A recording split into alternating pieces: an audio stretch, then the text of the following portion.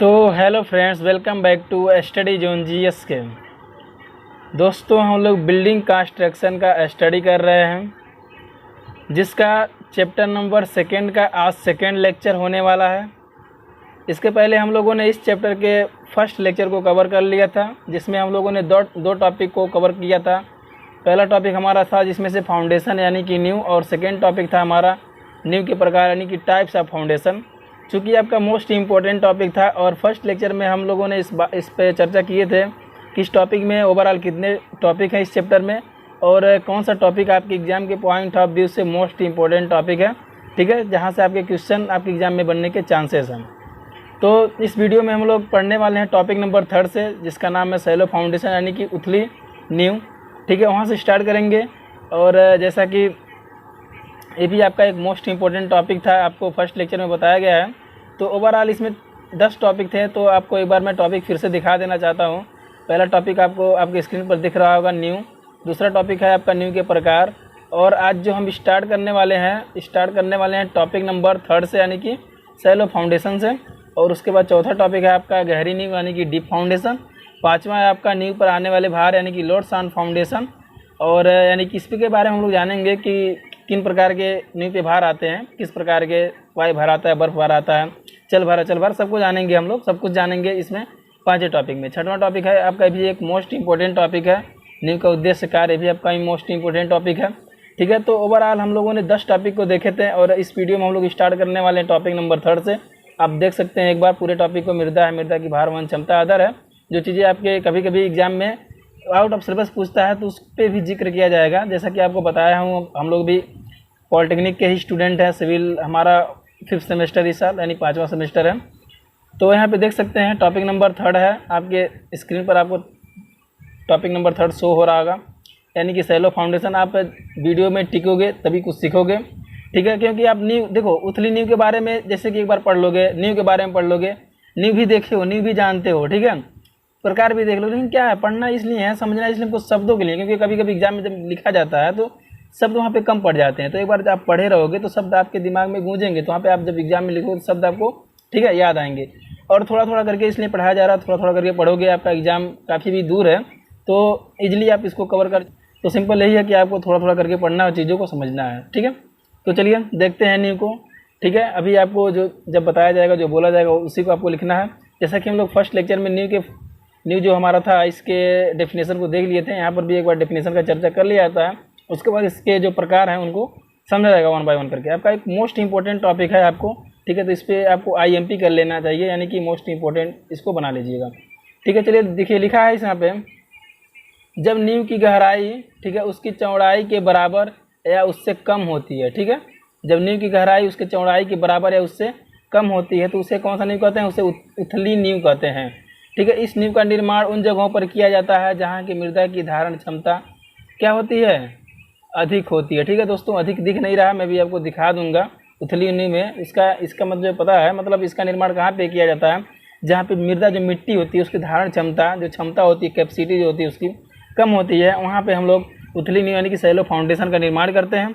और shallow foundation का definition एक है कि ये इसकी जो गहराई होती है, ठीक है, नींव को पहले ज़मीन, आपको जो ऊपर का सरफेस दिखता है पृथ्वी का ऊपर जो धरती है, ऊपर का सरफेस दिखता है।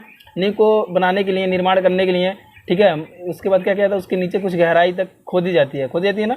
उसके बाद आपका दीवार यहाँ से मान लीजिए यहाँ तक खोदा जाएगा, यहाँ पे सीमेंट वगैरह बिछाया जाएगा, बालू दिया जाएगा, एक आधार तैयार किया जाएगा। उसके बाद यहाँ से, ठीक है, ईंटों के में रद्दों के हिसाब से आपका दीवार चलता जाता है, ऐसे बढ़ता जाता है, ठीक है। तो वही कह रहा है कि जहाँ पे, ठीक है, वही ये कह रहा है कि इसका डेफिनेशन क्या हो जाएगा, जब नींव की गहराई, जो इसकी गहराई है, ठीक है, जो नींव की गहराई है, ठीक है, उसकी चौड़ाई के बराबर, ठीक है, जो मान लीजिए 4 सेंटीमीटर चौड़ा है, एक अनुमान तौर पर बता रहा हूँ, 4 सेंटीमीटर चौड़ा है, तो उसकी जो गहराई होगी वो भी कितनी होनी चाहिए? 4 सेंटीमीटर ही होनी चाहिए, ठीक है। जब यह कंडीशन जहाँ पे नींव के निर्माण में होगा तो कौन सा नींव कहलाएगा? आपका शैलो फाउंडेशन यानी कि उथली नींव कहलाएगा, ठीक है। डेफिनेशन आप एक बार और देख सकते हैं, ठीक है। डेफिनेशन को मैं थोड़ा सा देखिए, अधिक लिखा है और फिर मैं ऊपर करता हूँ, आप लोग देख लीजिएगा, ठीक है। और आप देख सकते हैं, फिर देखिए यहाँ पे, ठीक है। तो समझ में आया कि जब नींव की गहराई, ठीक है, गहराई, ये हमारी गहराई हो गई, ठीक है, दोनों तरफ से दीवार जलता है। जब नींव की गहराई क्या हो गई? उसकी चौड़ाई है आपकी, ठीक है। जब नींव की गहराई, ये गहराई हो गई और ये क्या हो गई? आपकी चौड़ाई हो गई। जब नींव की गहराई उसकी चौड़ाई की क्या होती है, बराबर होती है या फिर क्या होती है, उससे कम होती है, तो उस नींव को कौन सा नींव कहते हैं हम लोग, शैलो फाउंडेशन कहते हैं। और इसका निर्माण कहाँ पे किया जाता है, तो इसका निर्माण जहाँ पे मिट्टी की धारण क्षमता अधिक होती है वहाँ पर हम लोग शैलो फाउंडेशन का निर्माण करते हैं। तो आई होप आपको शैलो फाउंडेशन बहुत ईजिली क्लियर हो गया होगा। ठीक है, अब देखते हैं इसके प्रकार के, इसके काफ़ी ज़्यादा प्रकार होते हैं, उसको समझ लेते हैं। ठीक है, तो शैलो फाउंडेशन का आप डेफिनेशन नहीं लिखे हैं तो आप लिख लीजिए। ठीक है, कि जब नींव की गहराई उसकी चौड़ाई के बराबर या उससे कम होती है तो उसे हम कौन सा नींव कहते हैं, उथली नींव कहते हैं। और पॉइंट करके लिखिएगा। ठीक है, इसका निर्माण उन जगहों पे करते हैं जहाँ पर मृदा की जो धारण क्षमता अधिक होती है। क्योंकि बस इतना लिख लीजिएगा, एक पॉइंट हो जाएगा आपका। ठीक है, एक फार्मूला है आपका। ठीक है, एच है, इज ग्रेटर देन है, बराबर का चिन्ह लगा, वी है, यहाँ पे लिख लीजिएगा, दर्शा दीजिएगा, जहाँ वी बराबर नींव की चौड़ाई और एच बराबर नींव की गहराई। ठीक है, आगे देखिए, नींव इस वर्ग में निम्न प्रकार की नींव आते हैं। ठीक है, उसके बाद लिखिएगा निम्न प्रकार की नींव आते हैं। ठीक है, कौन कौन से हैं, खसकेदार है या फैलाव नींव, जालदार नींव, संयुक्त नींव, सतत नींव। तो 1 बाय 1 करके सबको हम लोग समझते हैं, क्योंकि आपके एग्जाम में कभी कभार टिप्पणी के रूप में आपका आ जाता है खसकेदार नींव या फैलाव नींव का वर्णन कीजिए, टिप्पणी कीजिए, इस पर टिप्पणी लिखिए। ठीक है, 2-2, 3-3 नंबर में आ जाते हैं आपके। ठीक है, तो चलिए 1 बाय 1 करके सबको समझ लेते हैं और वीडियो को बिना स्किप किए देखिएगा दोस्त, क्योंकि आपका वीडियो जो बिल्कुल सिलेबस के अकॉर्डिंग है, कुछ भी बाहर नहीं पढ़ाया जा रहा, ना कुछ भी आपको एक्स्ट्रा पढ़ाया जाएगा। जो आपके एग्जाम में आएगा वही आपको चीज़ें पढ़ाई जाएंगी। ठीक है, सिंपल यही है। और वीडियो आपका लेटेस्ट है, चैनल अभी न्यू है, चैनल ग्रो नहीं हुआ है, आपको सबको पता है। तो लेकिन सबका जो कोई भी चैनल बनाता है यार, तो स्टार्टिंग में थोड़ी उसका सब्सक्राइबर बहुत ज़्यादा बढ़ जाते हैं, नहीं होता ऐसा। तो भाई आप लोग सपोर्ट दोगे तो आपको भी हम लोग सपोर्ट करेंगे अधिक से अधिक। ठीक है, क्योंकि मान लो काम किया जा रहा है तो रिजल्ट मिलना चाहिए, मैं बार बार बोलता हूँ, तो थोड़ा सा अच्छा भी लगता है। ठीक है, तो चलिए 1 बाय 1 करके हम लोग समझते हैं। ठीक है, आपका 1 मिनट, यहाँ आप देख सकते हैं लिखा है विभिन्न प्रकार की उथली नींव। ठीक है, बुक हमारा है। ठीक है, लिखा है यहाँ पे विभिन्न प्रकार की उथली नींव, यानी कि difference type of shallow foundation. ठीक है, चलिए भाई समझते हैं डिफरेंस टाइप के।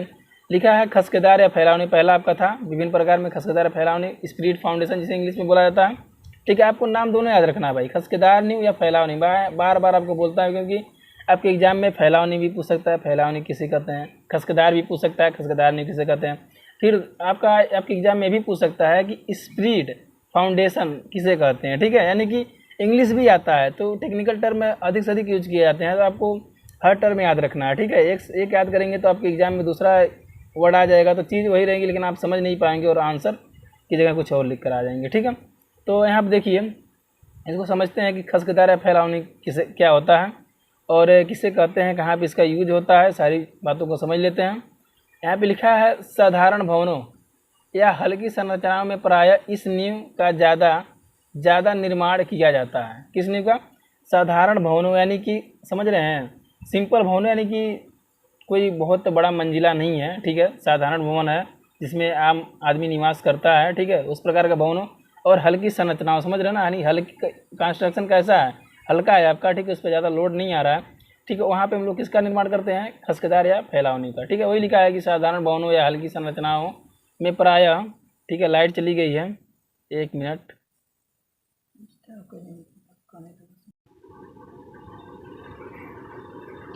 जैसा कि दोस्तों लाइट चली गई थी, जिसकी वजह से वीडियो बीच में ही स्टॉप करना पड़ गया था। तो हम लोग पढ़ रहे थे क्या, खसकेदार नींव या फैलावनी। ठीक है, तो इसको हम लोग समझ लिए थे। चलिए एक बार और इसको देख लेते हैं। क्या लिखा है, साधारण भवनों या हल्की संरचनाओं में प्रायः इसी नींव का ज़्यादा निर्माण किया जाता है। इसमें नींव दीवार के दोनों तरफ बराबर खसकों के रूप में बढ़ती चली जाती हैं, इसलिए इसे खसकेदार या फैलाव नींव कहते हैं।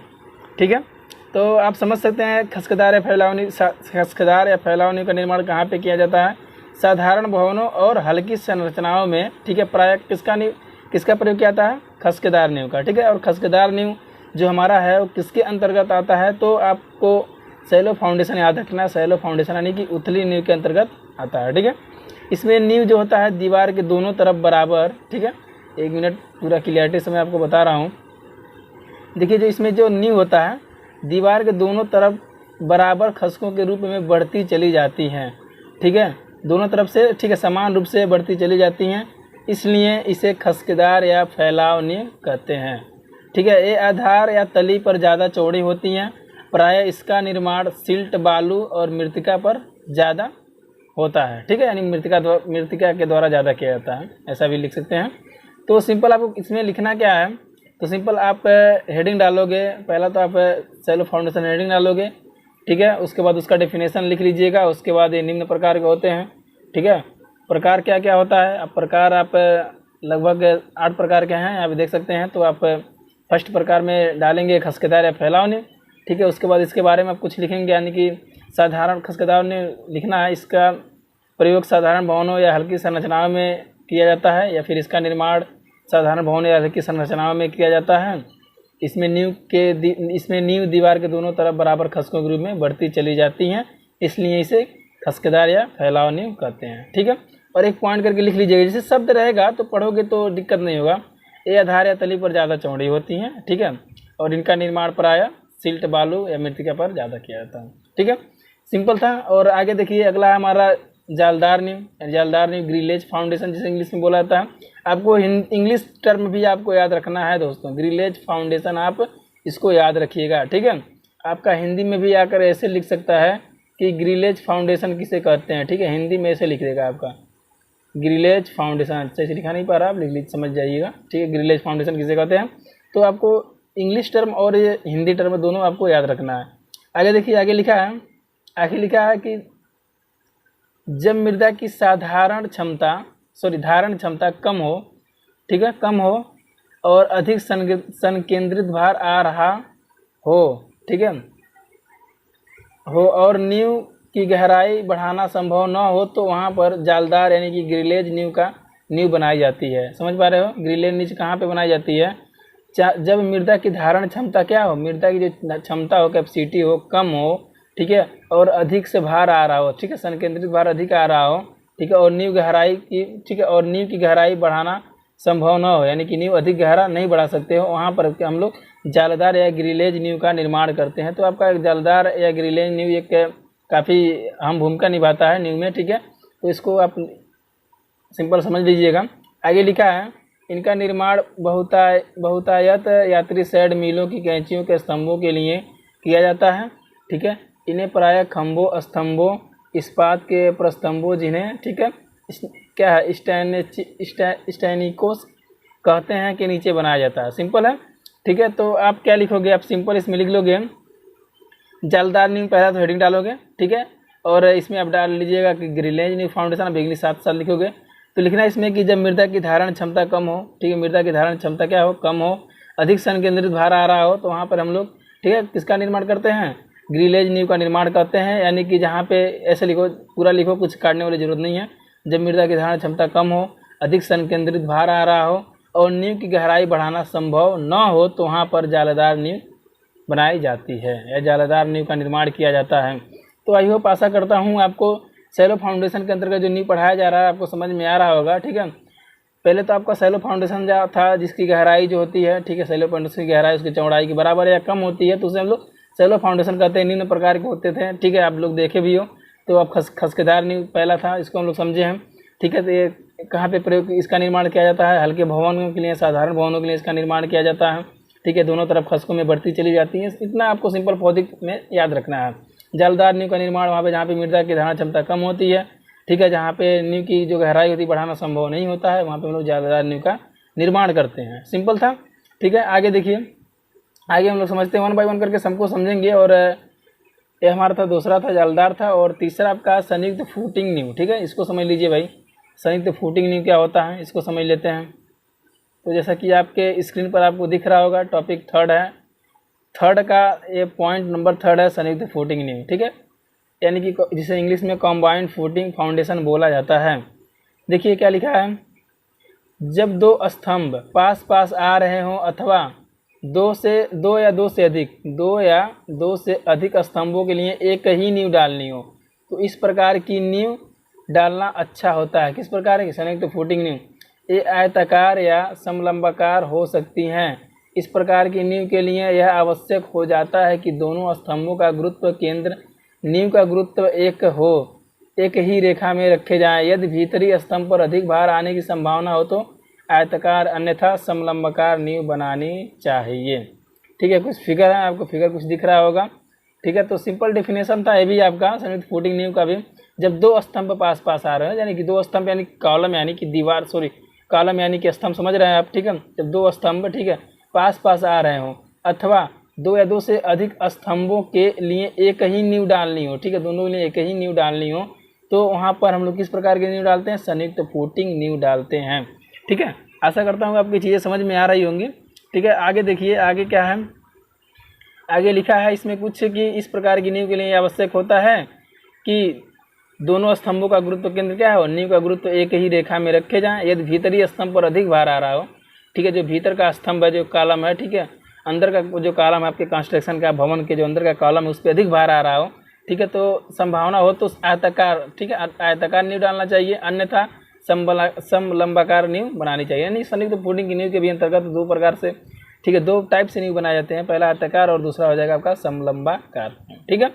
तो आपका फिगर है यहाँ पे, आप फिगर बहुत सिंपल है, आप देख सकते हो, ठीक है। फिगर आपको यहाँ से नहीं समझ में आ रहा है तो आपको बिल्डिंग ड्राइंग, आपके सब बिल्डिंग ड्राइंग यानी कि आपके थर्ड सेमेस्टर में ही है, ठीक है, और इसका क्लास बहुत बेहतरीन तरीके से चलाया जा रहा है इस चैनल पे, तो आप वहाँ से जाके अपने सारे डाउट को क्लियर कर पाएंगे और फिगर बहुत ही आसानी से आप लोग बना लोगे, ठीक है। तो चलिए देखते हैं आगे हम। अगला है हमारा सतत फुटिंग नींव, ठीक है। सतत फुटिंग यानी कि आपका 8 प्रकार का है, तो आपको थोड़ा सा जल्दीबाजी में समझना है, ठीक है, टाइम वेस्ट करने का कोई मतलब नहीं है, थ्योरेटिकल पार्ट है आपका, ठीक है। तो आप देख सकते हैं सतत फुटिंग नींव यानी कि कंटिन्यूअस फुटिंग नींव। तो चलिए समझते हैं इसको क्या होता है कंटिन्यूअस फुटिंग नींव को। जब एक ही रेखा, ठीक है, जब एक ही रेखा में बहुत अधिक स्तंभ आ रहे हों, ठीक है, रेखा एक ही है, रेखा क्या है, एक ही है, ठीक है, और स्तंभ क्या है, बहुत अधिक है, वही कह रहा है, जब एक ही रेखा में बहुत अधिक स्तंभ आ रहे हों एवं अमृदा के धंसने, अमृदा समझे, सबऑयल के धंसने की संभावना हो, ठीक है, जो आपकी जो मृदा है उसको धंसने की, ठीक है, जो क्या होती है, संभावना हो तथा अधिक गहराई में जाना संभव न हो, वहाँ पर भी था ग्रिलेज नींव का निर्माण, जहाँ पे अधिक गहराई निर्माण का मतलब नींव का अधिक गहराई पे जाना संभव नहीं होता था, वहाँ पे भी हम लोग ग्रिलेज जालीदार नींव का निर्माण करते थे। तो वहाँ यही घटना यहाँ पर भी हो रही है, ठीक है, मृदा जो धंसने की संभावना हो। भाई सीधी सी बात है कि मृदा कब धंसेगा, जब मृदा की कैपेसिटी जो धारण क्षमता होगी कम होगी तो मृदा धंसने की चांसेस बढ़ेंगे, ठीक है, और अधिक गहराई में आप जा भी नहीं सकते हो, ठीक है। तो सतत फुटिंग नींव बेहतर होती है, यानी कि कंटिन्यूअस नींव बेहतर होती है कई वहाँ पे, ठीक है, मतलब जस्ट के बाद तुरंत के बाद यानी नींव को कंटिन्यू बनाया जाता है। तो ये आपका नाम से ही पता चल रहा है इंग्लिश में कंटिन्यूअस फुटिंग नींव, ठीक है। तो फुटिंग नींव बेहतर होती है, ठीक है। आगे लिखा है इस नींव में सभी स्तंभों के लिए प्रबलित सीमेंट कंक्रीट की एक धरन डाली जाती है, इसे स्ट्रिप नींव भी कहते हैं, इसको सतत फुटिंग नींव को स्ट्रिप नींव भी कहते हैं, ठीक है। आप फिगर बहुत सिंपल है, फिगर आप देख सकते हो, ठीक है, आप फिगर आपको बना लेना, एक बीम टाइप के आप बीम बनाए हो, ठीक है। आप पढ़ोगे सेकेंड है ना आपका, सोम पढ़ोगे इसमें, तो ठीक है, तो आपको ये चीज़ें आप बीम आप ऐसे बनाओगे, ठीक है, आपका एंकर बार रहेगा, ठीक है, ऐसा सारी चीज़ें आपका है, ठीक है, आप तो आपके मेन बार रहेगा, तो ऐसे ही आप समझ जाओगे सारी चीज़ें, ठीक है। सिंपल है फिगर, इसमें कुछ समझाने वाली बात नहीं है, आपका ग्राउंड लेवल है, ठीक है, नींव थोड़ा सा ग्राउंड लेवल के नीचे ही खोद कर बनाई जाती है, ठीक है, वही आप सिंपल नींव डायग्राम बना लेंगे, क्योंकि डायग्राम पे आपका नंबर बहुत ही, ठीक है, अच्छा उठता है।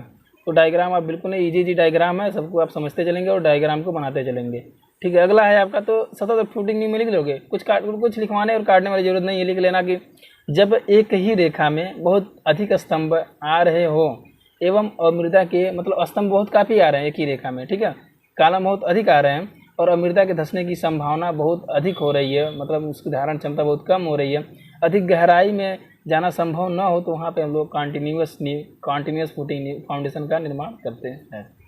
सिंपल था। आगे देखिए, आगे है राफ्ट या पटरा नींव। राफ्ट या पटरा नींव को हम लोग समझ लेते हैं भाई, राफ्ट या पटरा नींव क्या होता है। तो आप देख सकते हैं राफ्ट या पटरा नींव जिसे मैट फाउंडेशन भी बोला जाता है। लिखा है जब भूमि भरावली हो, जब भूमि क्या हो, भरावली हो, ठीक है, उसका भराव बहुत मतलब जल्दी में हुआ हो, दलदली हो, ठीक है, मृदा की धारण क्षमता काफ़ी कम हो, पूरा इसमें आ जा रहा है भाई, ठीक है, क्यों ना राफ्ट और पटरा नींव को ही बार बार यूज किया जाए, तथा अधिक भार आ रहा हो, कंस्ट्रक्शन का भार अधिक हो, तो इसी नींव का निर्माण करना बेहतर होता है। चूँकि आपका बहुत मोस्ट नींव भाई है राफ्ट या पटरा नींव, क्योंकि सारी चीज़ें का सारी गलतियां यहाँ पे आ रही है, यदि भूमि भरावली हो, दलदली हो, मृदा की धारण, याद नहीं हो जाएगा, समझ लोगे जब, तो चीज़ों को 1 से 2 बार प्रैक्टिस करोगे तो याद हो जाएगी, आपको ईजिली याद हो जाएगा और आपके माइंड में एक बार सेटअप हो जाएगा, तो कहीं दूर नहीं जाने वाला, ठीक है। तो क्या लिखा है कि जब भूमि भरावली हो, दलदली हो, मृदा की धारण क्षमता काफ़ी कम हो, तो कंस्ट्रक्शन का अधिक भार आ रहा हो तो वहाँ पर हम लोग राफ्ट या पटरा नींव का निर्माण करते हैं। ठीक है, राफ्ट या पटरा नींव का डायग्राम दिख रहा होगा आपको। ठीक है, सिंपल आप इतना डायग्राम बनाएंगे। ठीक है, इतना डायग्राम, ठीक है, इतना, हाँ इतना, ठीक, इतना डायग्राम आप बना लोगे सिंपल। ठीक है, बहुत ही इजी डायग्राम है। कुछ जैसे ऊपर हम लोग जो नींव देखे थे उसी के अकॉर्डिंग नींव है आपका। ठीक है, तो डायग्राम सिंपल बना लोगे। ये आपका ग्राउंड लेवल है, यानी कि भूमि है, उसके नीचे यहाँ पे आपका, ठीक है, नींव का निर्माण किया गया है, राफ्ट या पटरा नींव का। ठीक है, चलिए आगे देखते हैं। अगला है हमारा, ओहो कुछ इसमें लिखा है भाई, इसको भी समझ ले, कुछ दे रखा है, चीज़ों को समझ लेते हैं।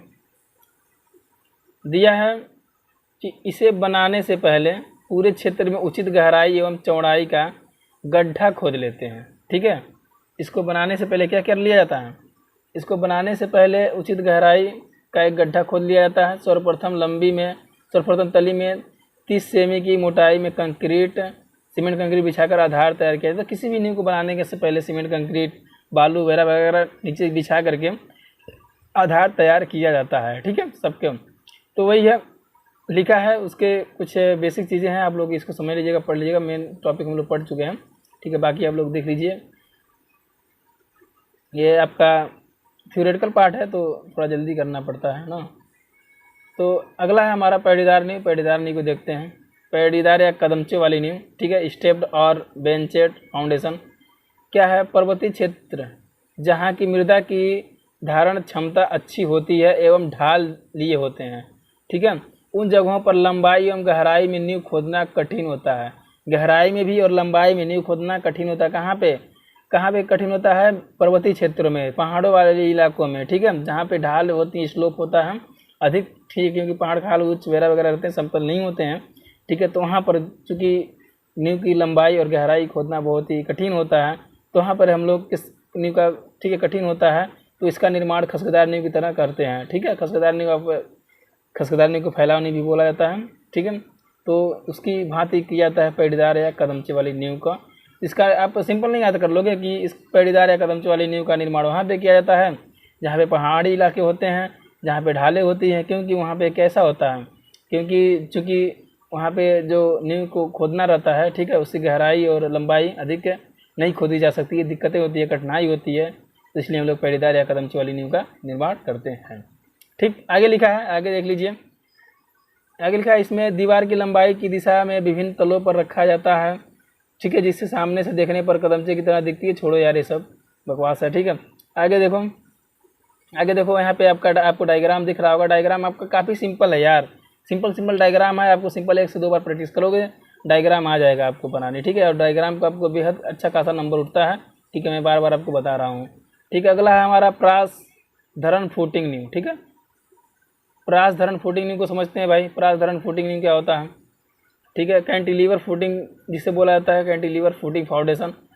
जब किसी कारण से भवन के बाहरी स्तंभ, ठीक है, की नींव बनाने में परेशानी होती है, जब किसी कारण से भवन के बाहरी स्तंभ के यानी कि कॉलम की नींव बनाने में परेशानी होती है, तो भीतरी स्तंभ से इसके नीचे प्रास धरण बनाकर बाहरी स्तंभ का निर्माण कर लिया जाता है। बाहरी स्तंभ के भार को भीतरी स्तंभ की नींव पर स्थानांतरित कर लिया जाता है। अगर बाहरी स्तंभ पर भार अधिक आ रहा हो तो भीतरी स्तंभ की नींव पर अधिक भार डालकर उसे संतुलित कर लिया जाता है। ठीक है, तो आपको यहाँ पे डायग्राम दिख रहा होगा और आपको जो पढ़ा बताया गया है, ठीक है, सिंपल था तो ज़्यादा समझाने की बात नहीं है क्योंकि बहुत ईजी था आपका। ठीक है, और थ्योरेटिकल पार्ट है। कहाँ है यार, सिट, 1 मिनट।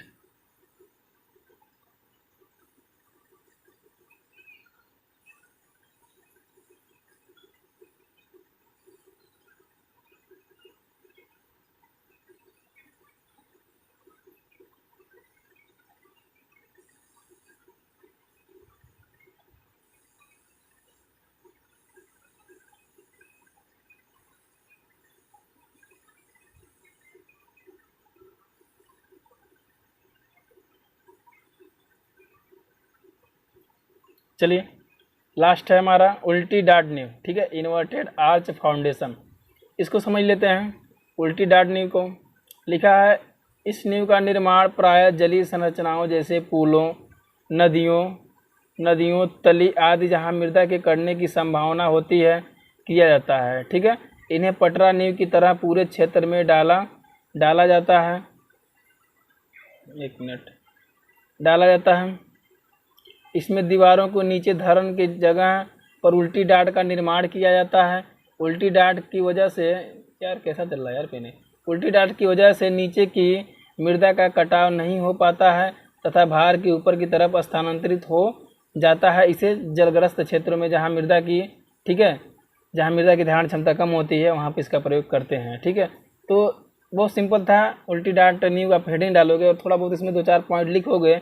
इस नींव का निर्माण प्रायः जलीय संरचनाओं जैसे पुलों, नदियों की तली आदि जहाँ मृदा कटने की संभावना अधिक होती है वहाँ पर उल्टी डाट नींव का निर्माण किया जाता है। इन्हें पटरा नींव की तरह पूरे क्षेत्र में डाला जाता है। सिंपली पॉइंट करके लिखना, ठीक है, यहाँ तक लिख लेना आप, ठीक है, यहाँ तक, ठीक है, संभावना की जाती है उन्हें, ठीक है, यहाँ तक, ठीक है। इस नींव का निर्माण प्रायः जलीय संरचनाओं जैसे पुलों, नदियों की तली आदि जहाँ मृदा के कटने की संभावना अधिक होती है वहाँ पे हम लोग उल्टी डाट का नींव का निर्माण करते हैं। यहाँ तक लिखने के बाद लिख देना इन्हें पटरा नींव की तरह पूरे क्षेत्र में डाला जाता है, पॉइंट करके लिखना है, ठीक है, बस इतना बहुत है।